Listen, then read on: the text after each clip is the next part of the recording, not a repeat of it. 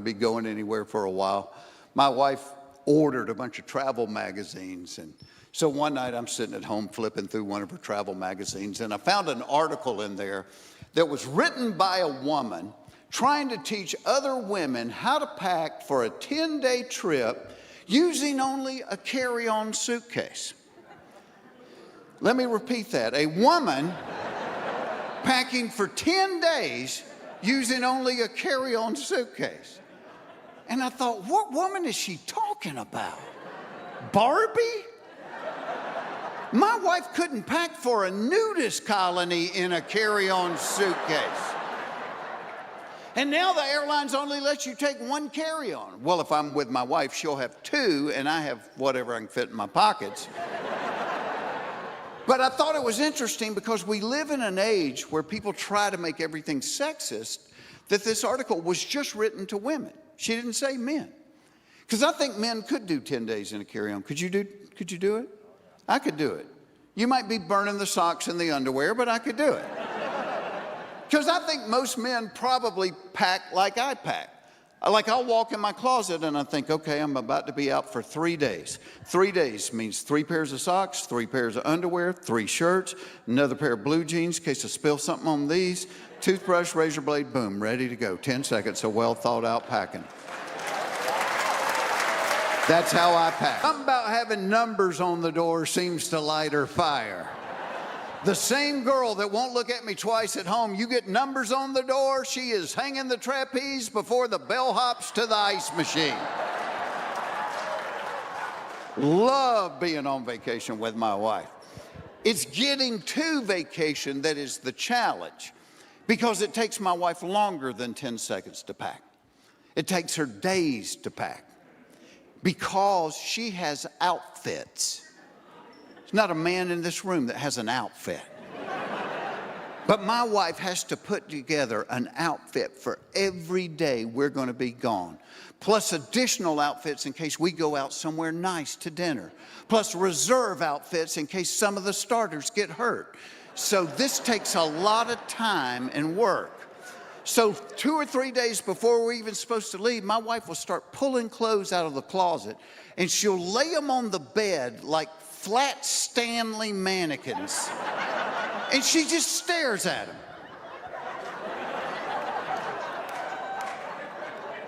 Sometimes she'll call me and come here, I need your help. Okay, I am down to these 2 outfits. Which one do you like the best? One on the left. Are you kidding me?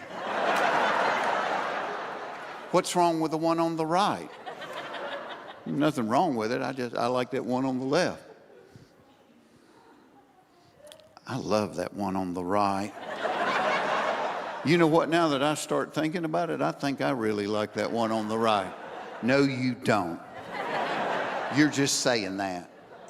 Now, I don't know what to do. I know what to do. I'm going to go jump in front of a bus. You stand here and stare at this for a while. And see, the difference between us is once I have my clothes packed, I'm packed. With my wife, her clothes, that's just the foundation. Her packing is like an archaeological dig. There's many, many layers to it. Because once she has all the outfits picked out, now she has to go back and pick out the jewelry that goes with each particular outfit. If you watch court TV, that's what they call the jewelry selection process. I hope to God she never has to choose between her shoes and me. Because I could see the surgeon going, well, Miss Foxworthy, we can save Jeff's life. But in order to do it, you would have to get rid of all of your shoes.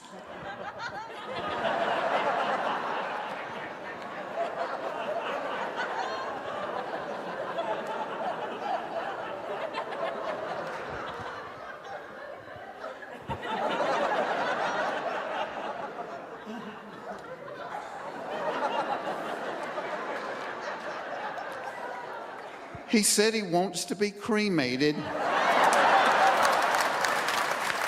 I'm gonna need some new shoes for that ceremony.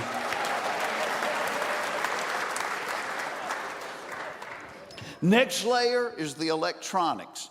Because one time we went on vacation and the hotel didn't have a hair dryer. So now my wife never packs a suitcase without packing a hair dryer.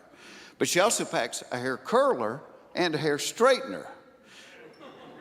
I'm like, don't they cancel each other out? Then she will pack that lighted makeup mirror where one side has 12 times magnification. Nobody needs to look at their face magnified 12 times. At 12 times magnification, a wrinkle looks like an irrigation ditch, a blackhead looks like a manhole cover, and God forbid she find a chin hair. Trust me, you're not getting a girl out the door that sees something on her chin that looks like the anchor rope to a battleship. Do you know I have never, ever looked at my face in the 12 times magnification mirror? Okay, to be totally honest, a couple of times I did get out of the shower and pause in front of it just for a minute.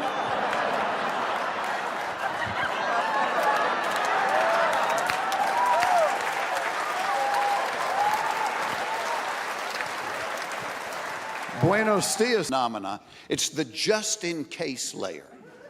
Like she'll always pack a little raincoat and a travel umbrella just in case it rains. I'm like, baby, I checked the forecast. There's less than a 5% chance any day we're going to be there. Okay, fine. I don't know what you're going to do if it rains. I'm like, I do. I'll probably go back inside. She'll always pack a sweater or a light jacket just in case it gets cold at night, as it so often does in Orlando in July. Anybody else have a wife or girlfriend that does this one? My wife will pack like a collapsible soft-sided suitcase inside of the hard-sided suitcase. People pointing at each other.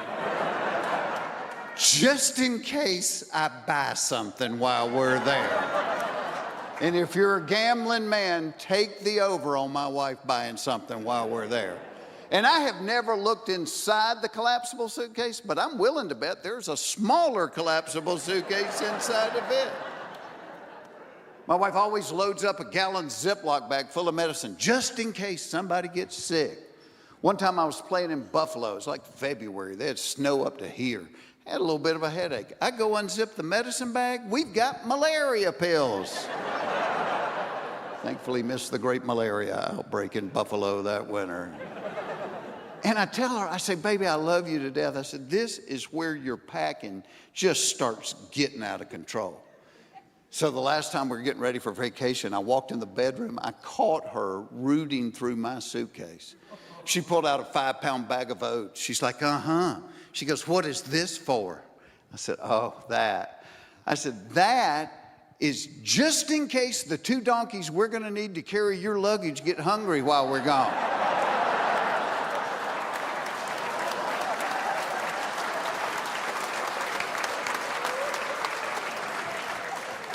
And actually, she packs light for airline travel as opposed to their obligation to fill that SUV to the roof. And the way they pack a car would make a man lay on the floor and cry. They'll bring out a bag with bread and potato chips, put it on the bottom, then put 3 suitcases on top of it. I'm like, if you want me to live, please let me do this. Because there's an art to packing the car, is there not?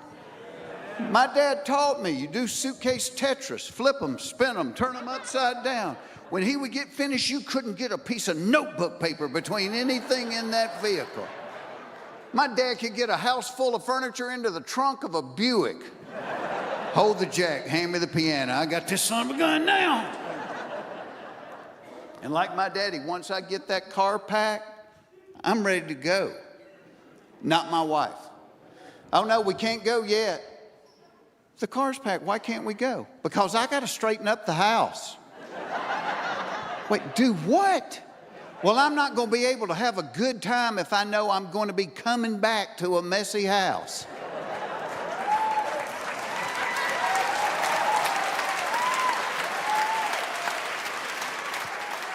Well, why didn't you straighten it up the last couple of days? Because I had to pack. Which in a nutshell is why men die before women. Because we want to.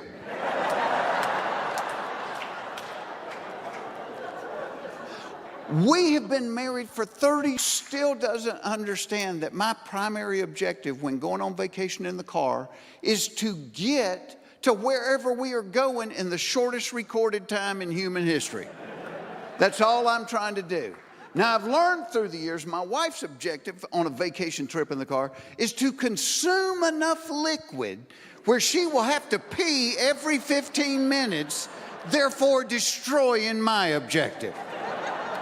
And my wife will never have to go to the bathroom until we've just passed an exit. Then she's like, oh, I gotta go, and I gotta go really, really bad. I'm like, well, you will really, really get your chance in 44 miles, because that's how far it is to the next exit. Well, she will not go between exits. And every man in this room has been between exits. Nobody had to teach us how to do it. We came out of the womb with this knowledge. You pull the car off the side of the road, you get out and you check the air in the right front tire.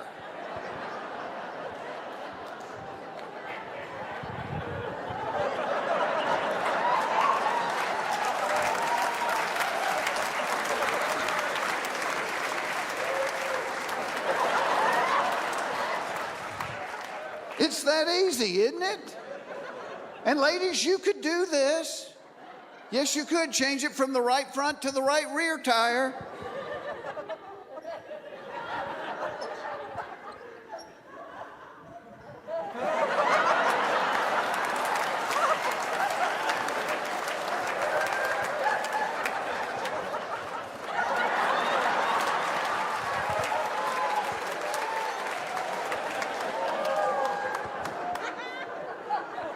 Showed up tonight because we need you.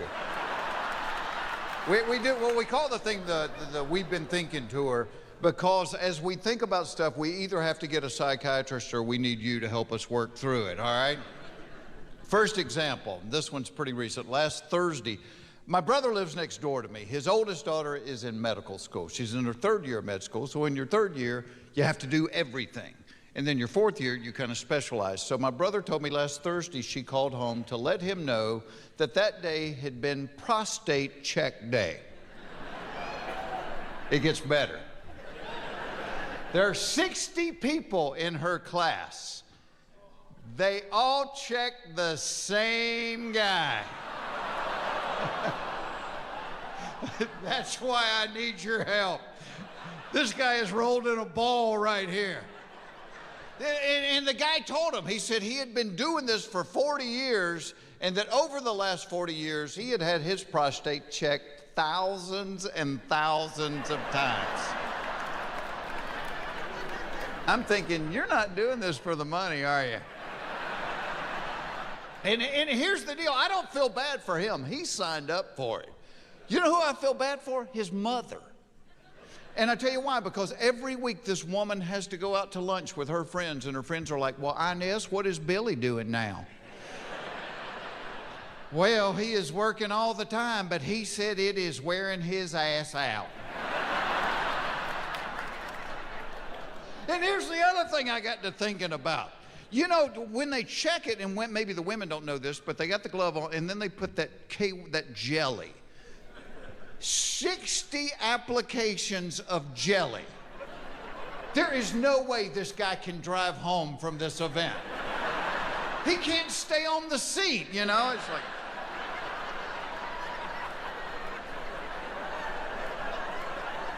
And he can't walk home because if he farts, he'll have a trail of bubbles behind him and little kids chasing him, trying to pop him.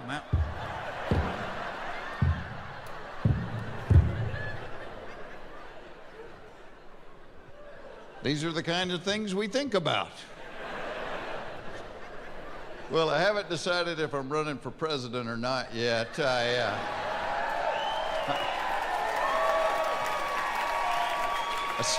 started to say I'm not qualified, but this time around it doesn't really matter, does it?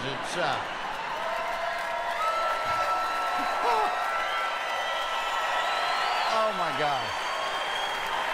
Well, here's the deal. I mean, like all of y'all, I watch this stuff every day, and it amuses me that all these candidates, they just keep promising people more and more and more.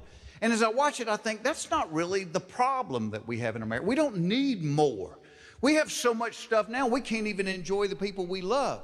What we need is more common sense. And seriously. So if I was running, what I would do is use some common sense and start taking away some of the stupid stuff we don't need. I'd call them no mores. Day number 1, no more picking up dog poop. It's embarrassing. We are the top of the food chain. No other animal picks up another animal's poop. Monkeys pick up their own and throw it, but they're kind of the comedians of the animal world. And they're just trying to make the school kids laugh. But they have a rule in my neighborhood. If you walk your dog and your dog does his business in somebody else's yard, you need to get a little plastic bag, pick it up, and dispose of it. So you drive through my neighborhood and there's all these attractive women walking around with poo-poo purses. And I know the dogs are confused. The dog's like, wait a minute, you're taking it back home? Why did we have to walk 3 blocks? I could have pooped in the living room, saved us both some embarrassment. What a stupid rule. Why would they have us pick it up? It's fertilizer. It makes the grass grow. Lord, it's not like some child is going to step in it. A kid hadn't played in the yard since 1982.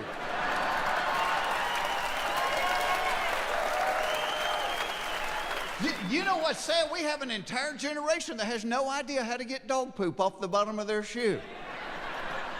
But when I was growing up, we played in the yard every day, and every day somebody stepped in dog poop. And when it was your turn, you knew what to do about it. You would hobble over to the curb and scrape the biggest part off on the edge of the curb. Then you would find a puddle and you would swirl the bottom of your shoe around in the puddle.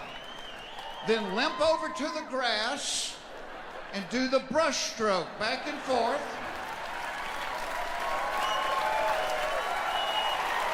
Then you would find a little bitty piece of stick and you would sit down on the curb and you would pick it out of the zigzag pattern on the bottom. Then you wore those shoes to church the next day. And nobody in that church knew you'd stepped in dog poop. So no more picking up dog poop. No more sugar-free cookies. So, I mean, it's like going to the drive-in movie by yourself. You can do it, but it ain't ending in a smile. You're an adult. If you want a cookie, eat a cookie. If you want sugar-free, eat celery. Quit wasting valuable cookie dough on sugar-free cookies. Nobody likes them. Now, you hear this a lot in an election year like this year. All of them talk about the war on women. They each blame each other for having a war on women, which is stupid. This is a media thing. Nobody would have a war on women because they would never win an election. Common sense. If there is any war on women, it's men fighting with each other trying to get a woman. Because everybody loves women. And you know why every man wants a woman? Because women are in sole possession of the most valuable thing on the planet. A brain.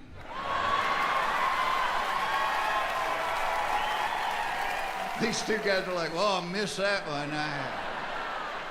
Well, guess what? They own all of that too. Which I think is part of God's great plan. See, I think God created women to guide men through life. But God knew men were hard-headed and men weren't going to listen to women. So God gave women the other stuff just to make us pay attention. I just think he may have underestimated how powerful the other stuff was going to be to us. Well, think about this. Adam and Eve live in the Garden of Eden. God says to them, you will never be hungry, you'll never be thirsty, you'll never be sick, you'll never die. I'm going to come by every afternoon and go for a walk with you. There's only one rule to live here. Don't eat the fruit off of that one tree. Now, God had no more than gotten in his car and driven off when Eve walked over to the tree and picked an apple and looked at Adam and said, think we should eat this? And he looked at her standing there buck naked and went, hell yeah, baby, if you want to, let's do it. If God had put her in a flannel nightgown, we might all be living in paradise today.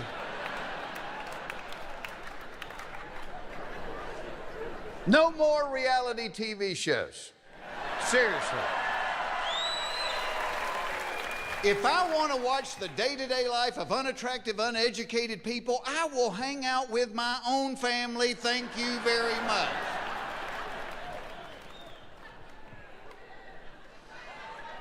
No more breast reduction surgeries. I mean, why should I be penalized just because your back hurts? Come on.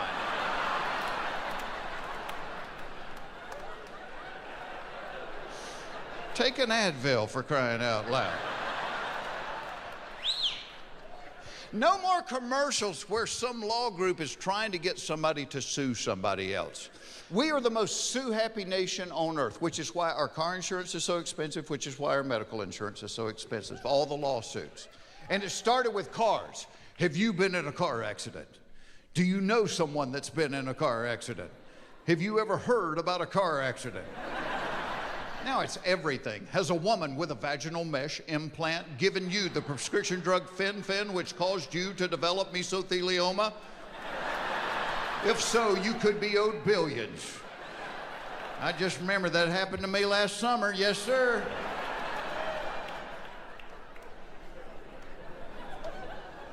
No more parents at Little League games. We've tried it. It doesn't work.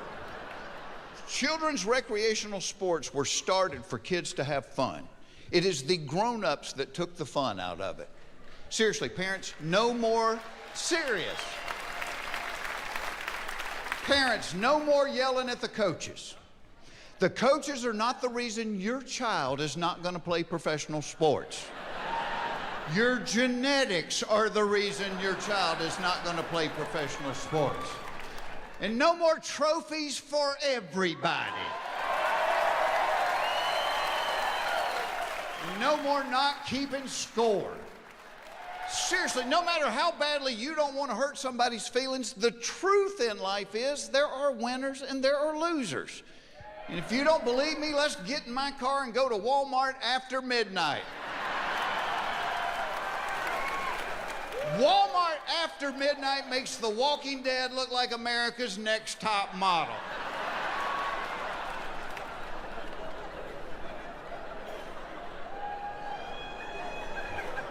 No more letting people over 65 forward emails. They can use the internet, they just can't forward emails. They cannot contain themselves, they forward everything.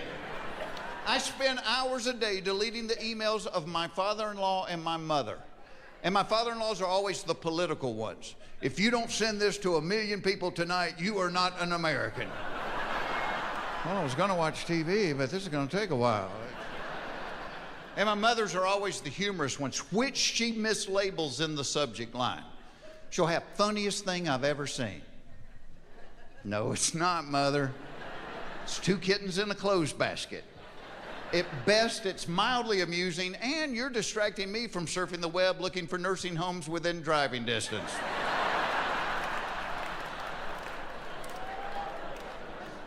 See, when it comes to technology, my wife and I laugh about this because we're in our mid-50s, and my wife says we are the bologna in the technology bologna sandwich. We're right in the middle because our parents can't text and our children can't write. My kids don't even think you need to study. They're like, Dad, if you want to know something, you just Google it. And to a point, they're right. I mean, when I was growing up, if you were watching TV and somebody said, what was that guy in? You'd go, well, he looks familiar. That was it. Now you're watching TV, somebody goes, what was that guy in? Somebody goes, he was the janitor on Joey. Of course he was. But I try to tell my kids, I said, yeah, there's a lot of stuff you can learn from Google. I said, but there's just as much stuff you can't learn from Google. You only learn it from life experience. You'll usually learn most of it the hard way. It's stuff that's not Googleable. I don't know if that's a word. I don't know why when a woman gets in the bed, the temperature of her feet and butt dropped to below freezing. It could be 98 degrees outside. That butt is ice cold and want to put it on you. It's like snuggling with a butterball turkey.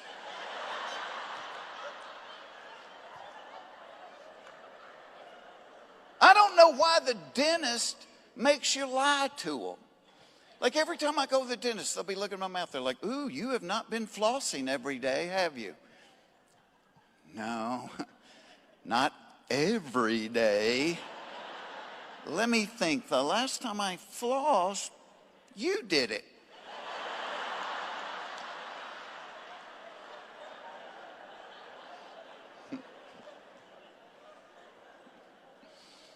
I don't know why the bank leaves the vault door wide open, but changed the 25-cent ink pen to the counter. And why does the drive-up banking window have directions written in Braille? They do. Look at it the next time you're there. I don't know why the people with the worst breath always stand the closest to you when they talk. They're like, guess what? I don't know. You have a dirty diaper in your mouth? And, can I tell you something? Okay, but do it quick. I can only hold my breath for 30 seconds. You always try to offer them a piece of gum or a mint. They never take it. They're like, oh, no thanks. I don't like the way those taste. Yeah, I can see where you wouldn't prefer peppermint to that cat poop you're gnawing on right now.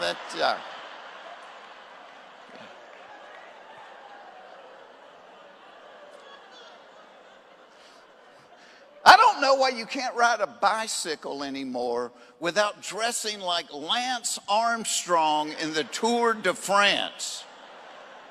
Anybody remember when you could ride a bicycle wearing blue jeans and a t-shirt?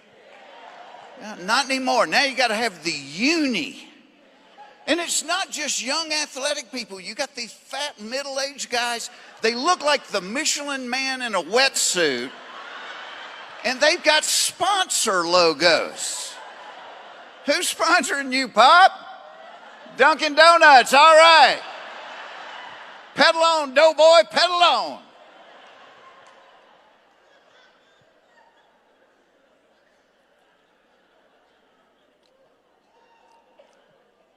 I don't know why only rednecks are seeing UFOs. And here's the thing, you got to discount a ton of that stuff right off the top. Because my Uncle Jerry swore they had crop circles in their yard. Then we talked to his wife, found out she had called Goodwill and they'd picked up the trampoline and the boat trailer, so. Fact of life, you do not want a kidney stone. May want to paint your butt cheeks in honey and sit in a fire ant bed, but you do not want a kidney stone. How many people here have had a kidney stone? Oh, wow. All right, here's how I know you don't want one. A couple years ago, I was getting new tires put on my truck. They've already put the tires on. I'm actually inside at the counter about to pay for them. I feel fine. Out of nowhere, it felt like I got hit in the back with a bolt of lightning. I made a noise. I was like, ah! I didn't say it was a masculine noise. It was a noise. About 10 seconds later, it hit me again. And Dwayne, the guy that was ringing me up, he looked at me and he said, and I quote, he goes, hey, I ain't no doctor, which caught me off guard. It did. Because I assumed he was, and he didn't like wearing the stethoscope while he was changing tires. He goes, I ain't no doctor, but I think you got a kidney stone because my brother had one and that's what he acted like. And it wasn't that I didn't trust Dwayne's diagnosis. But I got to thinking, you know, Jeff, you have a little money. Why not get a second opinion? So I have a friend that's a urologist, and I called him. I said, dude, I think I might have a kidney stone. He said, well, come in, we'll take an x-ray. And I did, and they took the x-ray, and he comes out. He thinks he's a comedian. He's like, Well, I got good news and bad news. He said, good news is you don't have a kidney stone. The bad news is you have 5 of them, and one of them is huge. And he proceeded to give me an anatomy lesson. Apparently kidney stones form inside the kidneys, but when they're in the kidney, you don't know you have it. Doesn't hurt. It's only when it leaves the kidneys and goes down a tiny tube called the ureter down to the bladder that it hurts. And for people that have never had one, they need to rename them, because when y'all hear stone, you're thinking smooth river rock, gently tumbling down the stream. This is not, a kidney stone has got hooks and spikes and claws. So in a big one, he told me, can be 6 or 7 times wider than the tube. So when it moves, every time it moves, it is cutting and ripping through muscles and nerves and blood vessels. He said passing a big one was the equivalent of a woman giving birth without even an aspirin. So are there women in here tonight? Raise your hand if you've done both. You've had a kidney stone and a baby. Several. Which one was the pain worse? Kidney stone. Kidney stone. Anybody else? Kidney stone. Anybody? Kidney stone. Anybody else? Baby or kidney stone? Which one was the pain worse? Kidney stone. Nobody says the baby?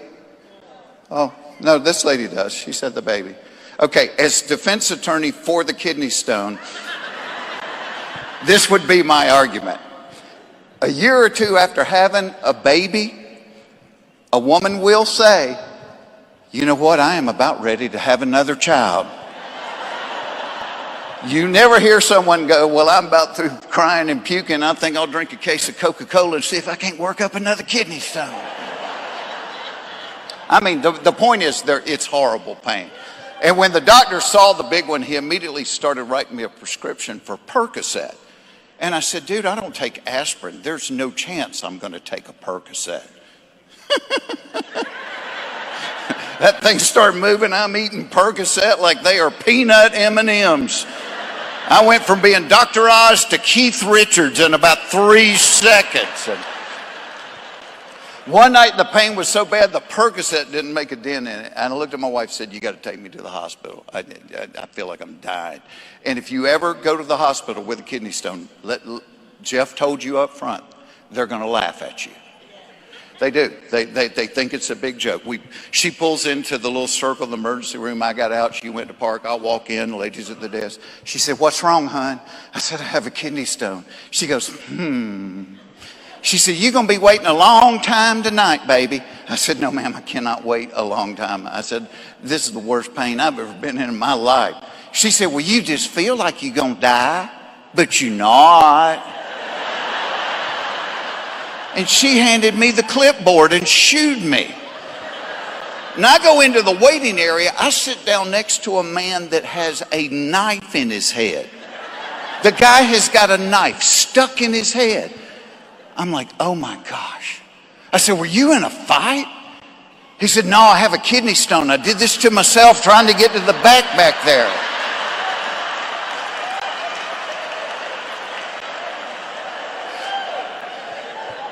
And sometimes when this stone would move, when it settled in such a way that it would block the urine stream. And then all of a sudden that tiny tube ballooned up, and it was the weirdest feeling because you felt like you were going to wet your pants. But when you tried to go, oh my word, did it hurt. And y'all, this went on for 6 weeks.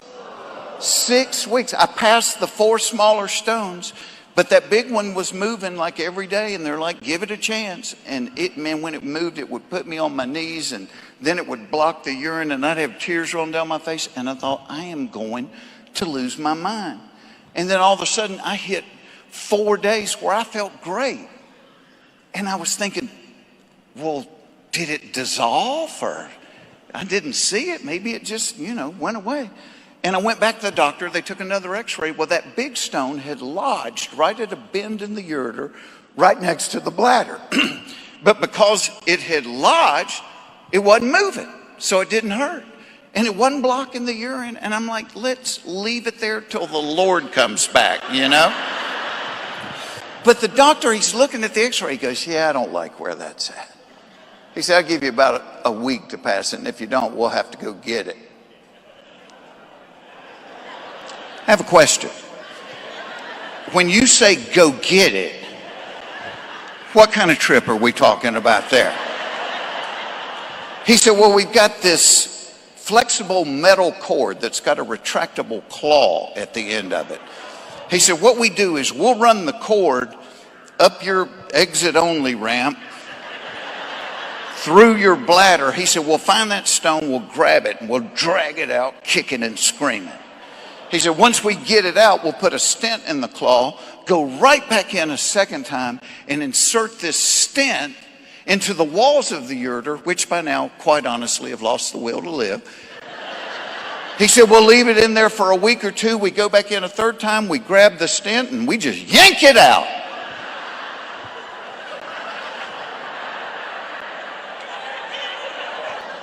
And I am thinking, since they outlawed waterboarding, this is what they are doing to get terrorists to talk. So where's bin Laden? I do not know. Oh, you don't know. All right, well, we're going to get the flexible cord and see if we can find a kidney stone. He is living in a white house on the corner in Pakistan. The gate code is, yeah. You will find him upstairs, last bedroom on the right. I am telling you, the idea of 3 trips with the claw scared the willy out of me. I said, I'm not doing that. So I read online, maybe they said cranberry juice will help you pass one. I'm guzzling cranberry juice. I'm jumping on the trampoline. I am doing anything I can think of to dislodge this thing, and it must have worked. Because a couple of nights later, my wife and I are watching television. At one point, I got up to go to the restroom. Right in the middle of going, I had just like a split-second little knee-buckling, sharp pain. I was like, whoo! Yeah, I look down, and there is this gray, spiky BB rolling down the inside of the toilet towards the hole. My mother always says, Jeff, you don't have to tell everything. Like, there's good money in it, Mother, trust me. And it's good. And y'all, I am not proud of this. But when I saw that thing about to disappear down the hole, after 6 weeks, I wanted it. And it was not a conscious thought. I stuck my arm in there, I grabbed it, and I pulled it out. Wiped my arm on my pants, zipped them up.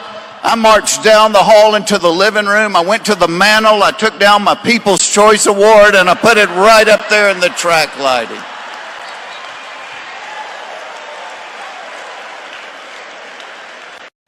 I got 15 years ago. I was out in public. We were at some kind of film festival. I had all my girls with me, and as always, when you have girls, they have to pee a lot, and they all win at the same time. I don't know why they all go together. I think they have a seesaw or something in there that requires more than one person, So I'm standing out in the lobby waiting on them, and I notice a table from the Atlanta Mission. And so to kill time, I walk over and look at one of their brochures, and it's a homeless shelter in Atlanta. And I realized in reading it, oh, it's a faith-based place. And the guy was sitting there, and he said, you need to come down and have lunch with me sometime. And I wrote his phone number down on it, and I'm like, yeah, well, I might. But I'd spent my life doing fundraising for kids with cancer and all. I'd never done anything with homeless people. And in fact, this is the way I dealt with homeless people. When they came up to the window, I would reach and go, do I have $5? So they would go away. If I'm going to be honest with you, that's what I did. So he invited me down, and I asked him the first day, I said, why do you really want me here? I figured he wanted me to do a free concert or something and raise money for them, or to do their commercials on the radio or TV.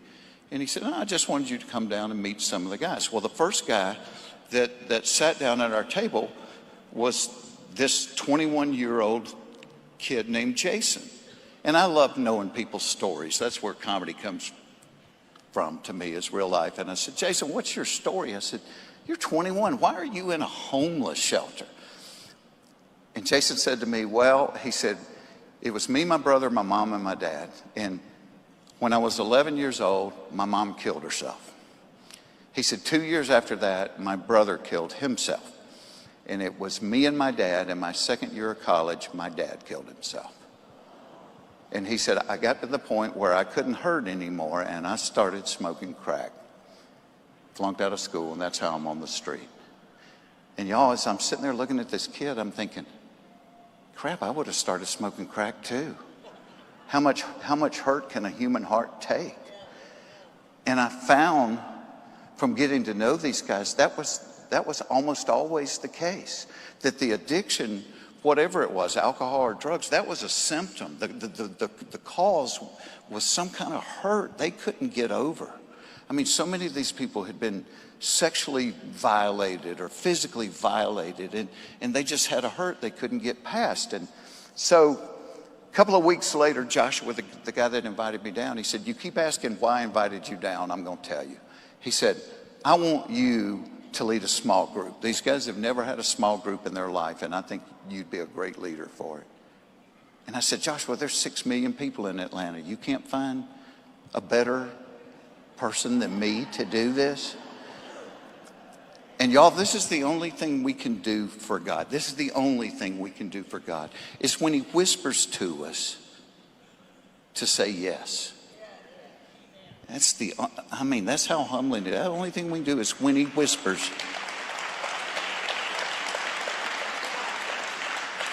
And God doesn't yell. I was reading a verse the other day, said there was a great earthquake, and then there was a great fire, and then there was a still, quiet voice. That's God. That's the still, quiet voice. God doesn't yell. That's why he tells you, be still and know. When I think about the Holy Spirit, I had somebody describe the Holy Spirit to me one time. Is the Holy Spirit's kind of timid and doesn't say a whole lot. The Holy Spirit just always points to Jesus. It's like, so when the Spirit's talking to you about something, he's like,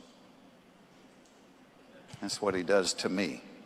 And so I said yes. I had no training. I'd been in a small group for years, but these are homeless guys. And I will tell you this about homeless people. Once you start learning their stories and they become somebody's son and somebody's brother and somebody's dad, the way you look at them totally changes. So I started leading this group, and in a tip of the hat to Chick-fil-A, I had to buy chicken biscuits just to get them to come. They wouldn't come unless I had chicken biscuits. So I had 12 guys, started with me and 12 guys. And they didn't really participate. They didn't talk a lot. So I was trying to think of questions for them. And one of my early questions, I said to them, what is the Bible?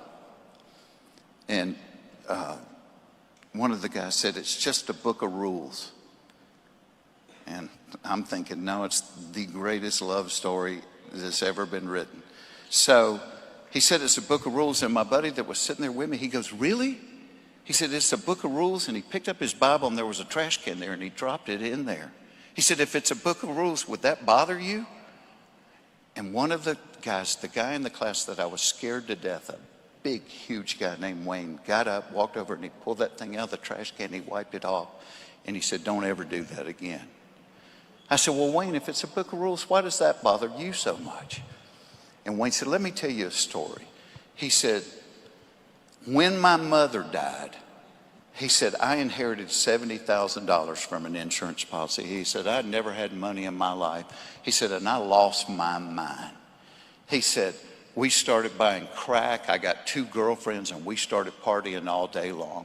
He said, and when you're partying like that, you don't go to work. So I got fired about a week later.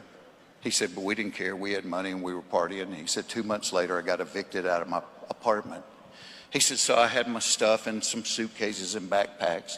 He said, and we just moved to cheap hotels, and we're partying day and night. He said, but as we're moving around, I'm losing my stuff piece by piece. And he said, the only thing that I had from my mother was a Bible that she gave me when I was a little kid. And on the front page on the inside, she had written this love letter to me, telling me about how Jesus was the answer. He said, and as we're bouncing around, I realized I've lost the backpack that had that Bible in it. He said, this goes on for a few more months, and then the money runs out. He said, next day, the 2 girlfriends leave. And now I don't have an apartment. I don't have a job. I've got a crack habit, and I'm on the street. He said, I'm on the street for a year and a half, living on the street, begging people for money, still got my crack habit. He said, and this guy came by one day and he picked two of us, said he needed help with a project.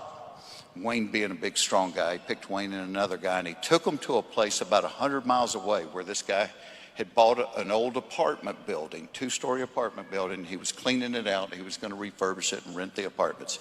So Wayne said, I started on the bottom. My buddy started on the top. He said, I got all my stuff cleaned up, bagged up, and put it in the dumpster. He said, and I went upstairs to help my buddy, and he was down to the last room.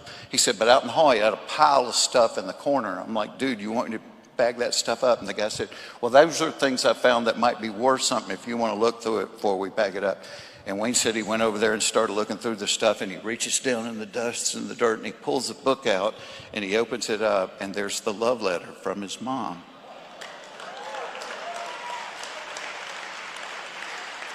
It's his Bible. A year later, year and a half later, and 100 miles away. And he said, I collapsed to the floor and started sobbing. If you put that in a Hollywood movie, nobody would believe it. And he said, I figured if God was going to chase me that hard, I would finally quit running.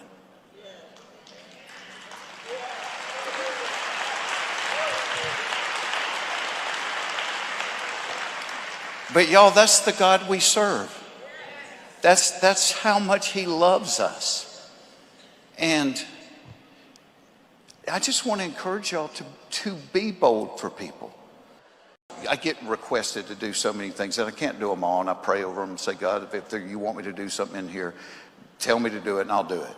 And I'm a bow hunter. I'm a big outdoor guy. And so I get invited to speak at a lot of wild game dinners. And I got invited to speak at a wild game dinner in Claxton, Georgia. It's where they make the fruit cakes for Christmas, Claxton, Georgia. And so I told a buddy, I said, I think God wants me to go down and speak at this thing. Will you ride with me? Because it was a 4.5 hour drive. And we ride down there, and we get there, and y'all, it is a goat rope. It is a goat rope. It's a field. They have no stage, no lights, and no microphone. And 3,000 people showed up. And so we put pallets down, put a piece of plywood on it. I stood on it. They shined lights from trucks on me, and I yelled. And I did comedy for about 30 minutes, and then I rolled it over into a story about Jesus. On the way back home to Atlanta that night, my buddy just kept laughing. He goes, that's the one God told you to do? He goes, oh my gosh, what a goat rope. That was crazy. A couple of years later, we're at church one Sunday. My girls are in the bathroom again. They spend a lot of time there. And I'm standing in the hall waiting on them, and this guy comes up and taps me on the shoulder, and he says, hey, do you remember speaking at a wild game dinner in Claxton? And I started laughing. I said, oh, yeah. I said, I'm never going to forget Claxton. He said, well, neither am I. He said, I wasn't brave enough that night to come down, but I gave my life to Jesus that night.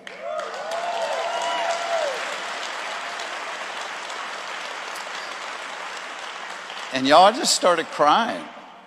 And it was like, if God had said to me, would you drive down to Claxton for this one guy? I would have said, you bet. You bet, headed there now. And my wife told me later, she said, let me tell you what's so cool about God. He didn't even have to show you that. You could have spent the rest of your life making fun of Claxton. He said, but he showed you that to encourage you that when he whispers to you and you say yes, he does what he does.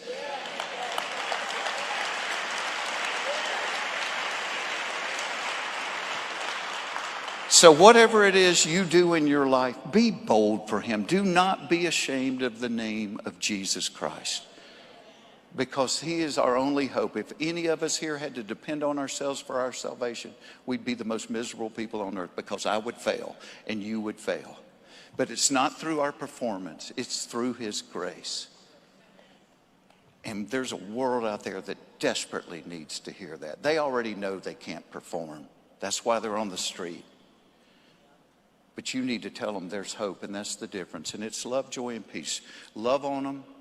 Show them the joy that you have and the peace you have that passes understanding. You don't have to know to understand what's going on in the Middle East. You don't have to understand what's going on in Ukraine, because God says it's not your job to understand it. It's my job. You be at peace, because I made you a covenant promise, and I'm never, ever, ever going to break it.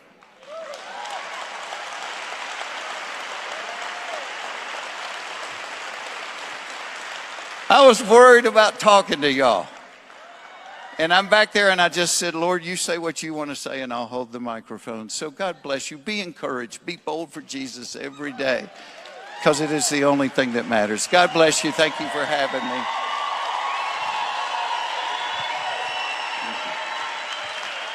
God bless you.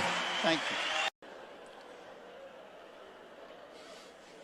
And my daughters, they get upset with me. They're like, Dad, don't go on stage and tell people things you don't know. They're like, if you don't know something, Google it. And that's, you know, that's the age they're growing up in. And to a point, they're right.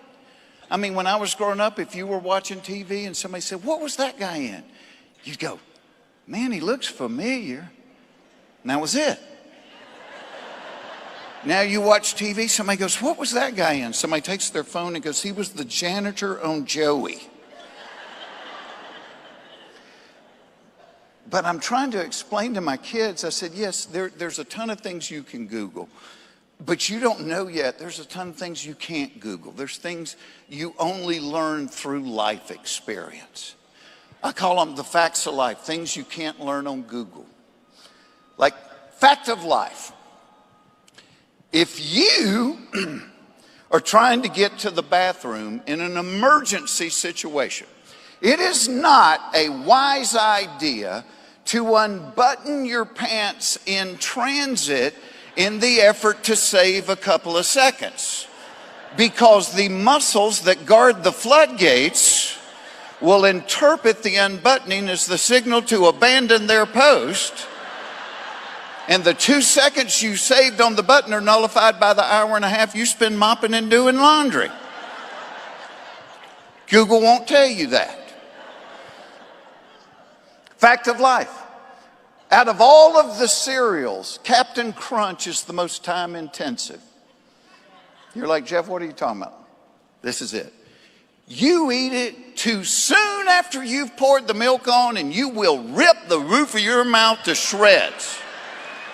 You wait too long after you poured the milk on, and the captain will put a film on your teeth a wire brush can't get rid of. Google won't tell you that.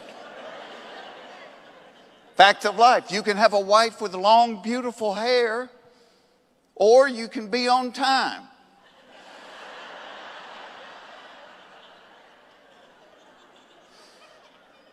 Speaking of wives, fact of life. If your wife hints that she might be in the mood, your kids will sense it and won't go to bed for 3 years. Speaking of kids, fact of life. The more kids you have, the worse your parenting becomes. People that only have one child are making homemade baby food out of organic vegetables they're growing in their own backyard. You know, by the time that fourth child rolls around, you're smoking a cigarette while you watch your toddler pull a year-old milk dud out from under the stove and eat it. Pick the cat hair off of it before you put it in your mouth, dummy.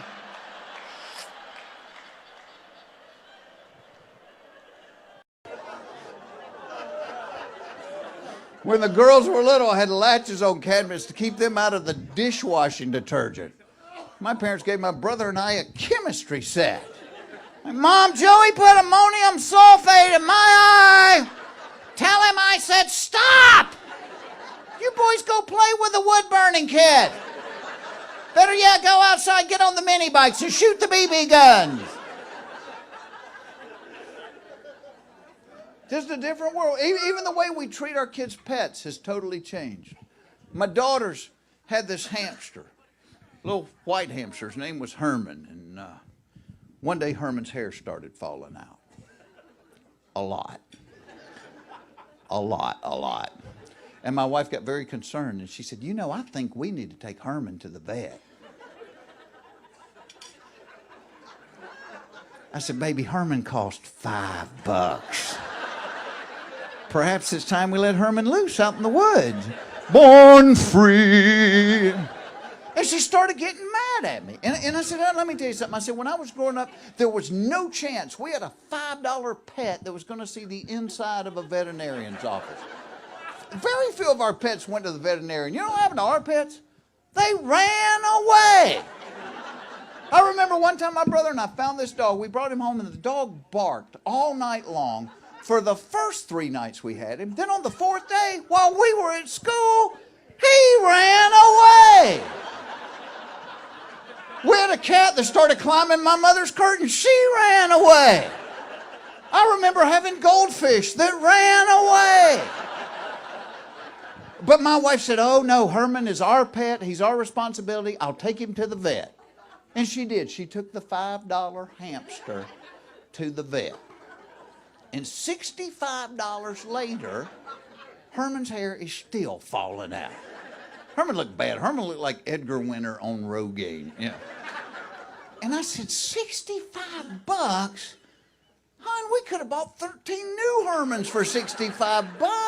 I said, when your medical bills are 13 times what you're worth, either you are really, really cheap or you are really, really sick. I said, put it this way. I said, let's say your grandma went to the doctor and they told her it was going to take $13 million to make her well. I said, you cannot look me in the eye and tell me there's not a chance we'd be calling the kids downstairs going, girls, sit down, we have some bad news. Meemaw has run away.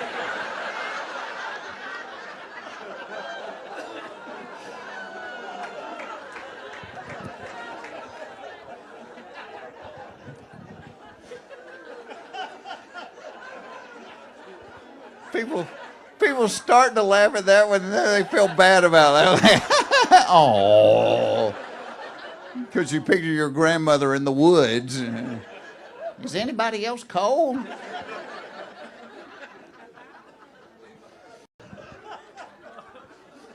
I don't know why only rednecks are seeing UFOs. And here's the deal. You got to discount 90% of that stuff right off the top. Because my Uncle Jerry swore they had crop circles in their yard. Then we found out that his wife had called Goodwill and they'd come and got the trampoline and the boat trailer. So, you know, mystery solved. But let's just say for a minute that aliens really are visiting Earth, but they didn't want people to know they're visiting Earth. It makes sense that they would only reveal themselves to rednecks. Because A, we usually live out in the country, so there's not going to be a lot of witnesses. B, we have no credibility with the media. I mean, people might believe a doctor from UCLA if he saw one and said, well, they appeared to be bipods from a hydrogen and nitrogen-based environment whose primary respiratory organ was located within their moist translucent epidermis. As opposed to Cletus in his overalls going, it looked like a giant booger with real skinny legs.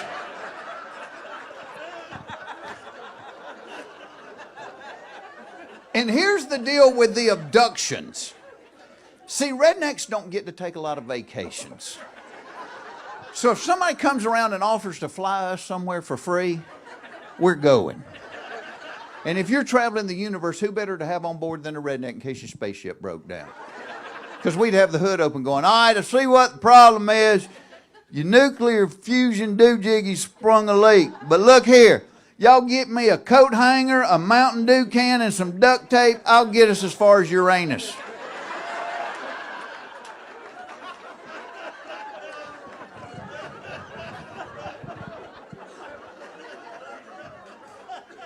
I don't know why, after all these years, my wife continues to ask, what do you want for your birthday? What I always want for my birthday. What's every man on the planet want for his birthday? The same thing every woman on the planet doesn't want for her birthday. You know, never once has my wife said to me, forget the flowers, forget the presents. Why don't you just lock the door and take me to Squeal Town? But it's what every guy wants. You can be visiting your 90-year-old grandpa in the nursing home and be like, happy birthday, Papa. Is today my birthday? Sure is. Well, help me get my pants off.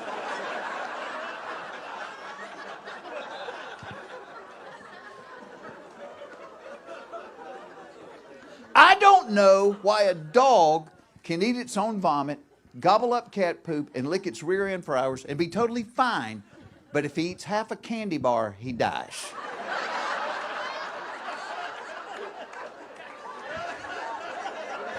They need to renegotiate that one. One of the most recent trips to Louisiana, we went down, my wife's cousin got married in Baton Rouge, and so we went down for that wedding and the rehearsal dinner at Hooters. If I'm lying, I'm dying. And our waitress that night was qualified to work there. Matter of fact, I'm pretty sure she was on a scholarship.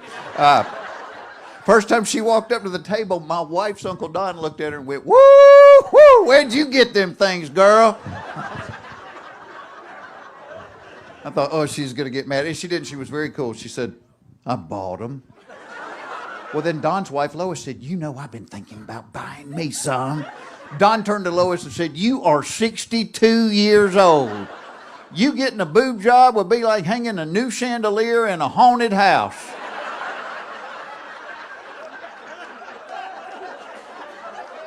This is the blood that flows through my children. And when we went to the wedding, we stayed with my wife's mom and dad. In fact, we spent 5 days with my in-laws, which on life's list of fun things to do comes in right below sitting in a tub full of scissors. And everybody here has family like this. You have people in your family, you love them. You love them to death. You just don't do real well when you have to share the same house because your lifestyles are different. And that's the case with my in-laws. I mean, they're getting on up there. They're in their golden years. And see, I'm out late at night doing this kind of thing. And bless their heart, it's all they can do to stay awake through the Wheel of Fortune. You're at their house, you watch American Idol, you feel like a hellraiser. It's 9 o'clock, we're still up, we're crazy! But because they go to bed so early, they get up early, which is fine. If like normal human beings, they drink coffee and read the newspaper. That's not what happens in the nut house. My father-in-law, who is retired, who has nowhere to go, gets up at 5:45 every morning of his life. He walks straight into the den and starts watching the Discovery Channel at a volume normally reserved for movie theater sound commercials. So you're lying in bed. The sun has not thought about coming up. All of a sudden you hear, "Like other predators of the plains, the jackal subdues its victim by clamping his neck and slowly squeezing the life from his body." You're in the bed going, you know what? That ain't a bad idea. And it's a weird sensation to be mad and learning at the same time. Second morning we were there, I learned everything there was to know about the African willow fly before I had even peed. You know that fly only lives 28 hours? That's his entire life, 28 hours. I'm lying in the bed thinking, boy, you only live 28 hours? You can't afford to have a bad day. And what happens if you get involved with a girl that wants to take it slow? Honey, we're going to be dead in 3 minutes. Spread your tiny wings and fly away.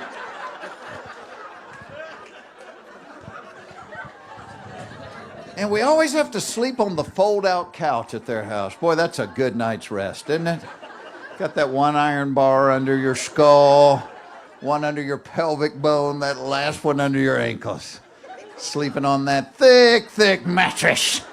I've eaten bologna thicker than the mattress on the fold-out couch. And boy, they keep that house a little warm.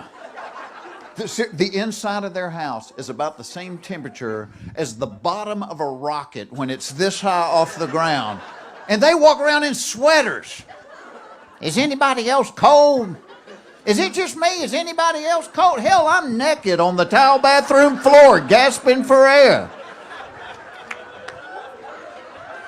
Well, I remember when I was in the 4th grade and the firemen visited our school, they told us that's where the last oxygen would be, right there next to the floor.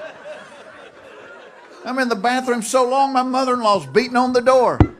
Do you need a Correctol? You eat too much cheese. And I'm not making fun of old people. I'm not. Because I really do believe that's the goal of everybody here tonight. We all want to live long enough to someday be an old person. I do. I not only want to be an old person someday, I want to be a burden to my children. Oh, I know the day's coming. My kids are going to be on the phone with each other going, it's your turn to take Daddy for a while. Oh, he's making those noises. He doesn't even know he does it. If you don't come get him, Todd and I are going to get a divorce. It's going to be your fault. But you know who's smart? And Doc backed me up. Kids are smart. I mean, that's why the fifth graders show work. Kids today, they're so much smarter than we were. I remember my oldest daughter, when she turned 5, she wanted a computer. She's 5 years old. We get a computer. She can use it. I mean, 5 years old. Remember what we got when we turned 5? Little wooden paddle, rubber band, red ball on the end of it. That was a brain builder, wasn't it? 1, 2, 3.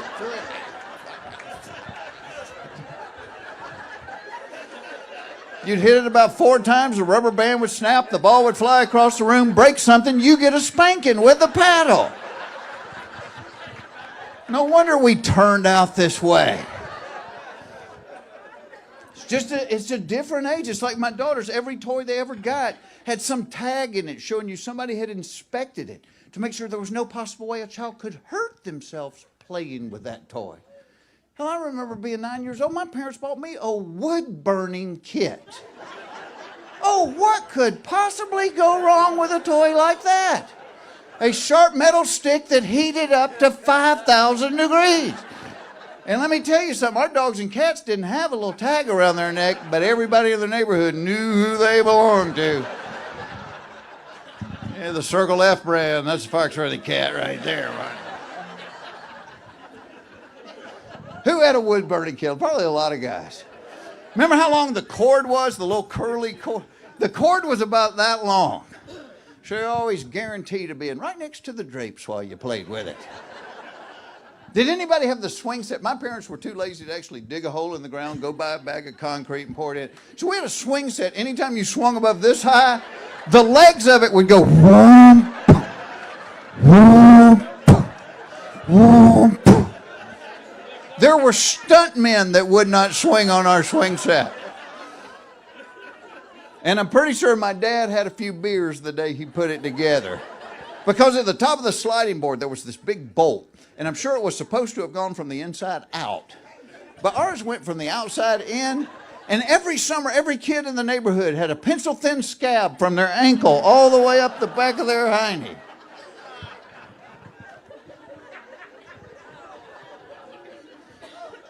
Think back to the toys, lawn darts. Lawn darts, 12-pound darts. You could kill an elk with a lawn dart. And there were no directions. They came in a box of 8. We used to pull them out of the box, throw them straight up in the air. You catch one of those with your head, you're getting coloring books for Christmas the rest of your life. And to this day, my mom gets upset if she sees me take a sip out of a beer. But when I was a child, she bought me model airplane glue by the bags full. I'm in my room trying to build models. I'm higher than AC/DC on the opening night of a new tour.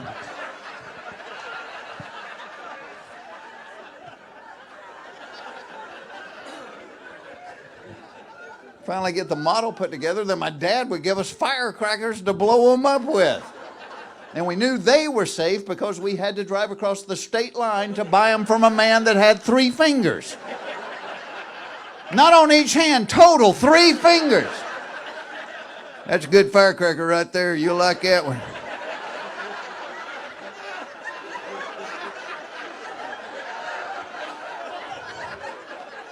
This guy can't operate a Bic lighter, but he's a demolitions expert.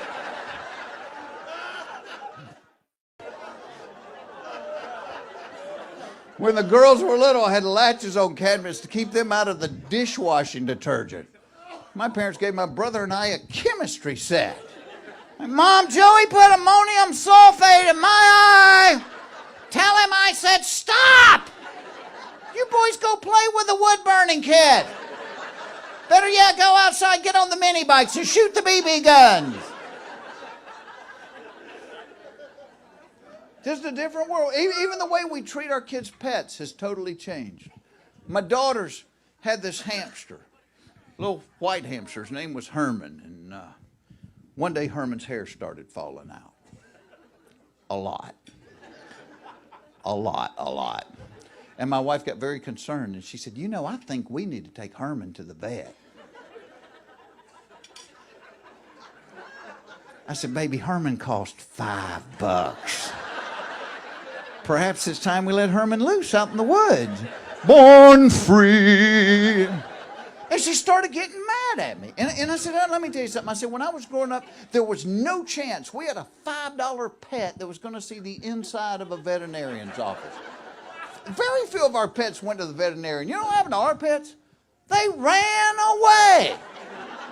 I remember one time my brother and I found this dog. We brought him home and the dog barked all night long for the first 3 nights we had him. Then on the 4th day, while we were at school, he ran away. We had a cat that started climbing my mother's curtain. She ran away. I remember having goldfish that ran away. But my wife said, oh no, Herman is our pet. He's our responsibility. I'll take him to the vet. And she did. She took the $5 hamster to the vet. And $65 later, Herman's hair is still falling out. Herman looked bad. Herman looked like Edgar Winter on Rogaine. Yeah. And I said, $65? Hon, we could have bought 13 new Hermans for $65.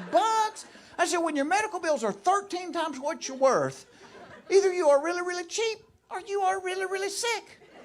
I said, put it this way. I said, let's say your grandma went to the doctor and they told her it was going to take $13 million to make her well. I said, you cannot look me in the eye and tell me there's not a chance. We'd be calling the kids downstairs going, girls, sit down. We have some bad news. Meemaw has run away.